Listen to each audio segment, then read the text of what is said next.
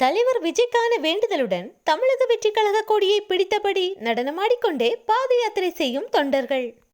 தலைவர் விஜயின் அரசியல் வருகையால் தமிழ்நாட்டு மக்களின் வாழ்க்கையில் நல்ல முன்னேற்றம் ஏற்படும் என்ற நம்பிக்கையில் மக்கள் அவருக்கு அதிகமாக ஆதரவு கொடுத்து வருகின்றனர்.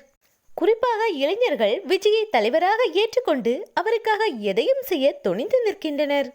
மக்களை மனதில் வைத்து அரசியலில் களமிறங்கியிருக்கும் விஜய்க்கு ஆரம்பம் முதலே பல தடைகள், பல கடினப்பாடுகளும் தான்.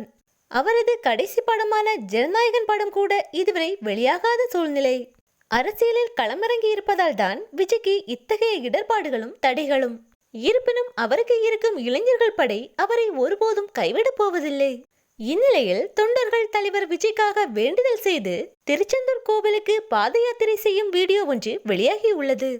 ஜனநாயகன் திரைப்படத்திற்காகவும் 2026 தேர்தலுக்காகவும் தலைவர் விஜய்க்காக வேண்டுதல் செய்து திருச்செந்தூர் முருகன் கோவிலுக்கு பாத யாத்திரை செல்கின்றனர்.